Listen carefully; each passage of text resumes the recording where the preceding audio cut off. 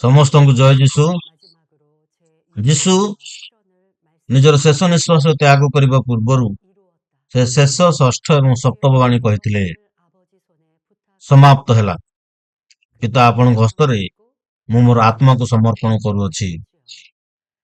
ତାପରେ ଯୀଶୁ ଶେଷ ନିଶ୍ୱାସ ତ୍ୟାଗ କଲେ ଏବଂ ତୃତୀୟ ଦିନରେ ପୁନର୍ବାର ଜୀବିତ ହୋଇ ଉଠିଲେ। ପରବର୍ତ୍ତୀ ସମୟରେ ଯେଉଁମାନେ ତାଙ୍କଠାରେ ବିଶ୍ୱାସ କଲେ ସେମାନଙ୍କର ବିଶ୍ୱାସ ରୂପାନ୍ତରିତ ହେଲା। କ୍ରୁଶର ଏହି ଘଟଣାବଳୀ କିପରି ଆମ ବିଶ୍ୱାସକୁ ପରିବର୍ତ୍ତନ କଲା ଏବଂ ଏ ଶେଷ ବାଣୀ ଗୁଡ଼ିକୁ ପଚାରିଥିବା ଆଧ୍ୟାତ୍ମିକ ଅର୍ଥ କଣ? ଚାଲନ୍ତୁ ଓନ୍ଲି ବାଇବଲ ଆଜିର ଅଧ୍ୟାୟ ମାଧ୍ୟମରେ ଏହାକୁ ଅନୁସନ୍ଧାନ କରିବା। ଯୌନ ପୁସ୍ତକ 19:30 ପଦ। ସେଥିରେ ଯୀଶୁ ସେ ଅମ୍ଳରସ ପାନ କରି କହିଲେ, ସମାପ୍ତ ହେଲା। ଆଉ ସେ ମସ୍ତକ ଅବନତ କରି ପ୍ରାଣ ତ୍ୟାଗ କଲେ। ଲୁକ ପୁସ୍ତକ 23:46 ପଦ। ସେତେବେଳେ ଯୀଶୁ ଉଚ୍ଚ ସ୍ୱରରେ ଡାକି କହିଲେ, ହେ ପିତା, ମୁଁ ଆପଣଙ୍କ ହସ୍ତରେ ମୋର ଆତ୍ମ ସମର୍ପଣ କରୁଅଛି। ଏହା କହି ସେ ପ୍ରାଣ ତ୍ୟାଗ କଲେ। କ୍ରୁଶବିଦ୍ଧ କୌଣସି ଗୁରୁତ୍ୱପୂର୍ଣ୍ଣ ଦଣ୍ଡ ଅଙ୍ଗକୁ ଲକ୍ଷ୍ୟ କରି ନାହିଁ, ବରଂ ଏହା ନିଜର ବର୍ବରତା ପାଇଁ କୁଖ୍ୟାତ ଅଟେ। ଜଣେ ବ୍ୟକ୍ତି କ୍ରୁଶ କାଠରେ ଝୁଲି ଝୁଲି ଧୀରେ ଧୀରେ ମୃତ୍ୟୁବରଣ କରିଥିବାରୁ ସେହି ଯନ୍ତ୍ରଣା କଳ୍ପନା ବାହାରେ। କ୍ରୁଶରେ କଣ୍ଟାବିନ୍ଧ ହୋଇଥିବା ଯୀଶୁଙ୍କ ହାତ ଏବଂ ଗୋଡ଼ ତାଙ୍କ ଶରୀରର ଓଜନରେ ଚିରି ହୋଇଯାଉଥିଲା। ତୀକ୍ଷ୍ମ କଣ୍ଟା ଗୁଡ଼ିକ ତାଙ୍କ ମସ୍ତକକୁ ବିଦୀର୍ଣ୍ଣ କରୁଥିଲା, ମାଂସ ଭିତରକୁ ପଶି ଯାଉଥିଲା ଓ ତାଙ୍କ ମୁହଁରେ ରକ୍ତ ଜୁଡୁବୁଡି ହୋଇଯାଉଥିଲା। ଶରୀର ସାରା କ୍ଷତବିକ୍ଷତ ହୋଇଥିବା ଅବସ୍ଥାରେ ସେ ସେହି ପ୍ରଖର ସୂର୍ଯ୍ୟ କିରଣ ତଳେ କ୍ରମାଗତ ଭାବେ ରକ୍ତସ୍ରାବ ହେଉଥିଲା।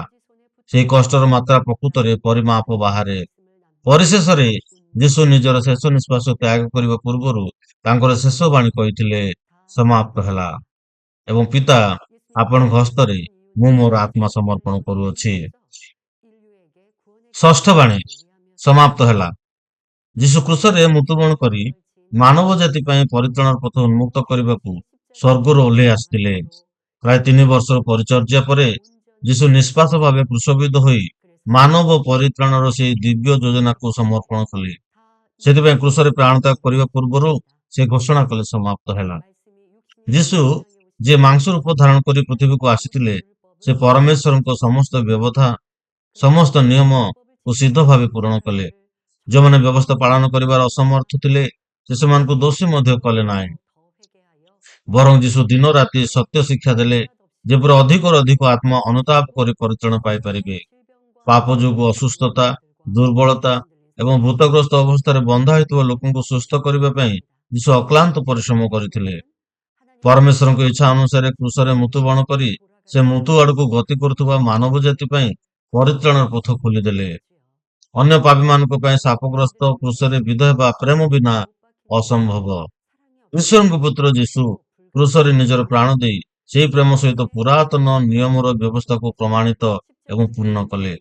ଶତ୍ରୁ ଶୈତାନର ଦୁର୍ଗକୁ ଧ୍ୱଂସ କରି ଏବଂ ସମ୍ପୂର୍ଣ୍ଣ ବିଜୟ ହାସଲ କରି ଯୀଶୁ ଘୋଷଣା କଲେ, ସମାପ୍ତ ହେଲା। ସମାପ୍ତ ହେଲାର ଅର୍ଥ ହେଉଛି ଯେପରି ଯୀଶୁ ପରମେଶ୍ୱରଙ୍କ ଇଚ୍ଛା ଏବଂ ଯୋଜନାକୁ ମୃତ୍ୟୁ ପର୍ଯ୍ୟନ୍ତ ପାଳନ କରି ପରିତ୍ରାଣ କାର୍ଯ୍ୟ ସମ୍ପୂର୍ଣ୍ଣ କଲେ। ଆମେ ମଧ୍ୟ ପରମେଶ୍ୱରଙ୍କ ଇଚ୍ଛା ଅନୁଯାୟୀ କାର୍ଯ୍ୟ କରିବାକୁ ଏବଂ ସମସ୍ତ ବିଷୟ ସମ୍ପୂର୍ଣ୍ଣ କରିବାକୁ ଆହୁତ। ପ୍ରଥମ କରନ୍ଥୀୟ 13:4 ଏବଂ 7 ଲେଖାଗଲା ପରି ଆମକୁ ରକ୍ତ ବୁହାଇବା ପର୍ଯ୍ୟନ୍ତ ସଂଗ୍ରାମ କରିବାକୁ ହେବ, ପାପକୁ ଜୟ କରିବାକୁ ହେବ ଏବଂ ଆଧ୍ୟାତ୍ମିକ ପ୍ରେମ ହାସଲ କରିବାକୁ ହେବ।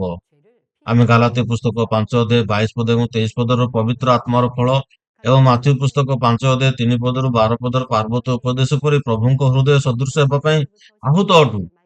ଏହି ଲୋକମାନେ ନିଷ୍ଠାପର ଭାବେ ନିଜର ଦାୟିତ୍ୱ ପାଳନ କରନ୍ତି, ନିରନ୍ତର ପ୍ରାର୍ଥନା କରନ୍ତି ଏବଂ ଅନେକ ଆତ୍ମାଙ୍କୁ ପ୍ରଭୁଙ୍କ ନିକଟକୁ ଆଣିବା ପାଇଁ ସୁସମାଚାର ପ୍ରଚାର କରନ୍ତି।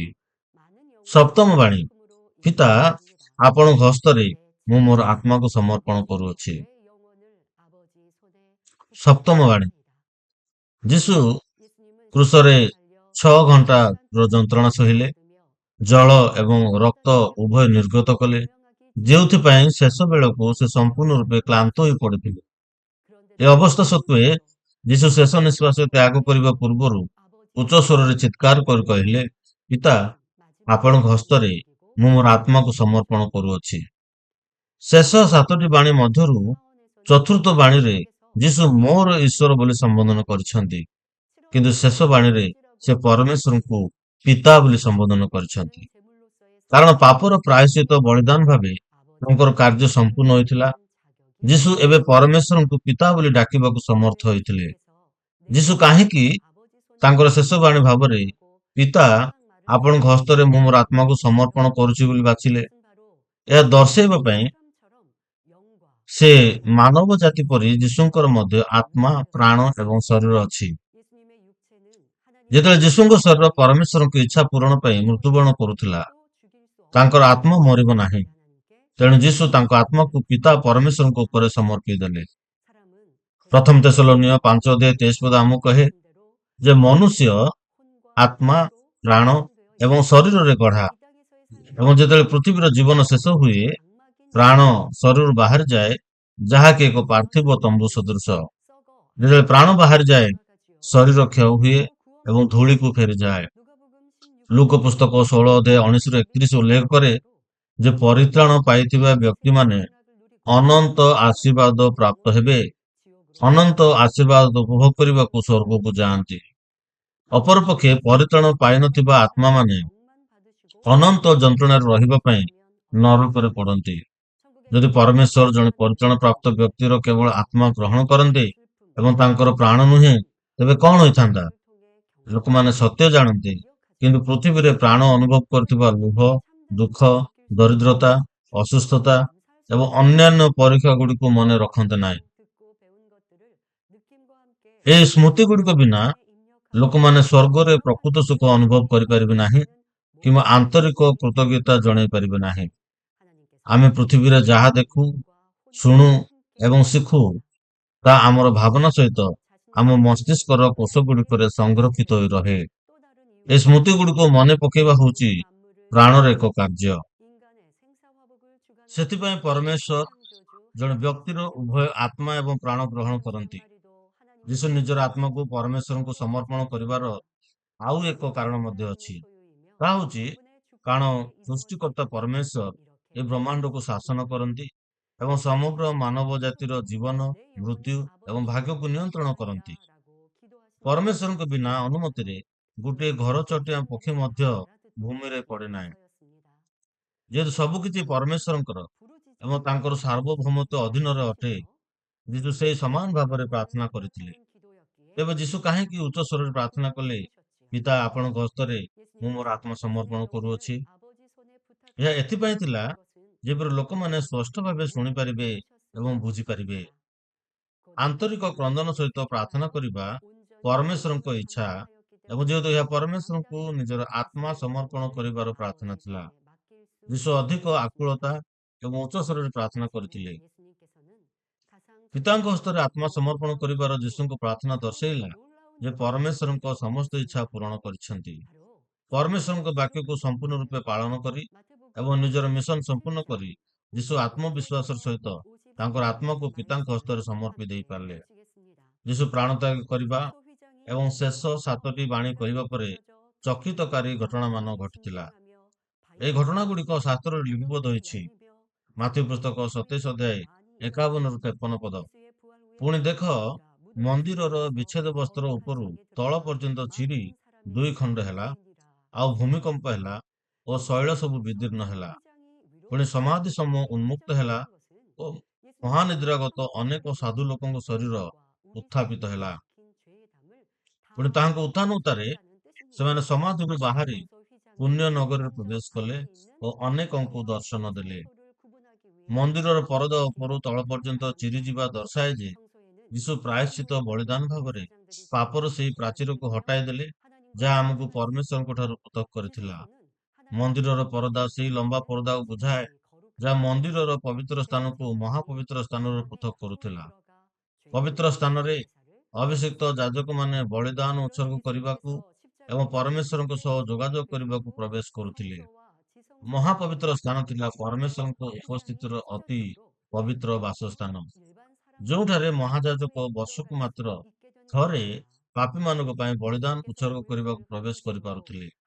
ନିମ୍ନରେ ଆପଣଙ୍କ ପ୍ରଦତ୍ତ ବିବରଣୀର ସମ୍ପୂର୍ଣ୍ଣ ଓଡ଼ିଆ ଅନୁବାଦ ଦିଆଗଲା। ଯୀଶୁ କ୍ରୁଶ ଉପରେ ପ୍ରାୟଶ୍ଚିତ ବଳିଦାନ ହେବା ପରେ ପବିତ୍ର ସ୍ଥାନକୁ ମହାପବିତ୍ର ସ୍ଥାନରୁ ପୃଥକ କରୁଥିବା ପରଦା ଚିରିଗଲା, ଯାହା ଫଳରେ ସାଧାରଣ ଲୋକମାନେ ଆଗକୁ ପବିତ୍ର ସ୍ଥାନରେ ପ୍ରବେଶ କରିବାକୁ ସମର୍ଥ ହେଲେ।